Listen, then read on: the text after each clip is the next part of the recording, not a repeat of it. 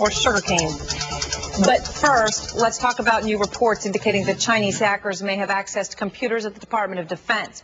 We wanted to know what the government is doing to stop these sorts of attacks. A story in The Economist over the weekend said that you have attacks on military and government systems in the West in literally every millisecond. Jim Lewis is the director of the Technology and Public Policy Program with the Center for Strategic and International Studies. Along with him, Peter Swire, who is a senior fellow specializing in cybersecurity with the Center for American Progress. Nice to have both of you with us. And Jim, if I may, I'd like to begin with you. I mean, this is amazing. And you were saying, not are we talking about the fact that there are attempts to hack into these systems literally multiple times a second, but that even in the United States agencies, right, whether it's Department of Defense or somewhere else, you got hundreds of computer networks per agency?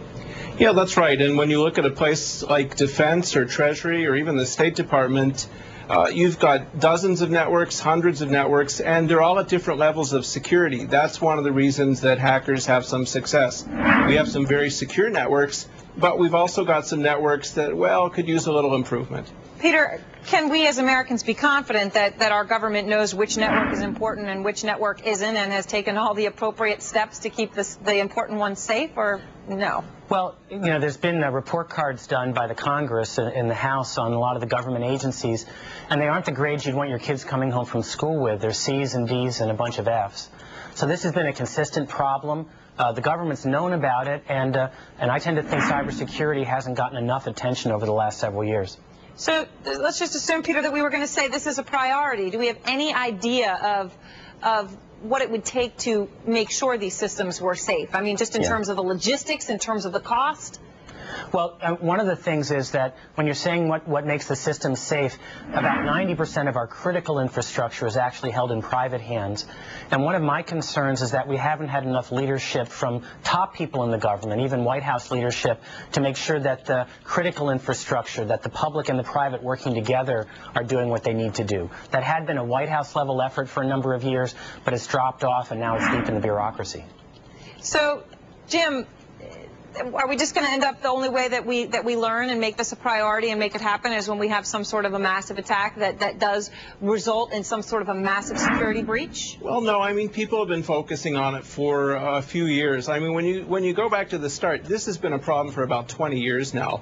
And one of the things I used to say is we didn't have to talk about it so much because all the good stuff has already been taken.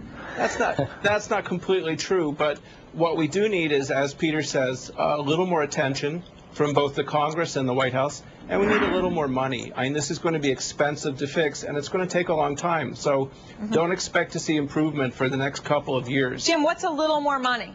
A little more money is probably in the hundreds of millions. That's less than I might have thought, hundreds of millions. I mean, well, that's for federal systems, right? That's not for the critical infrastructure. That's right. And if you want to look at the DOD, you know, one time they asked for about half a billion dollars as the price tag.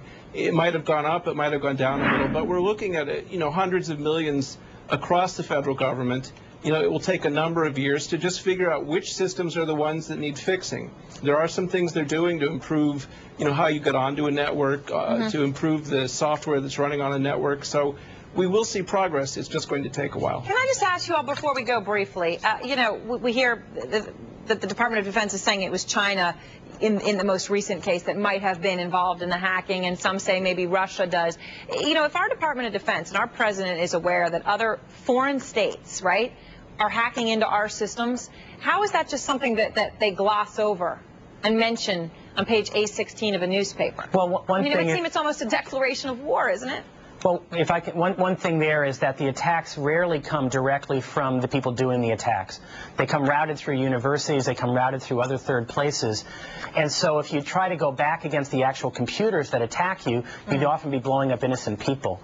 And that's why cleaning up the private sector is so important, because the private sector computers also is where a lot of the attacks come through, and the whole ecosystem has to become more secure or it won't work. This is spying. Everybody does it. It's hard to get too excited. There are lines you don't want to cross. Maybe the Chinese crossed them, and we're sending them a signal that, you know, to tone it down a little bit. But it's hard to get, you know, too enraged about it, and it's definitely not an act of war. I got a little enraged. No, I'm just kidding. All right, Jim and Peter, thanks very much. Appreciate your being with us. Next for us, the government stepping up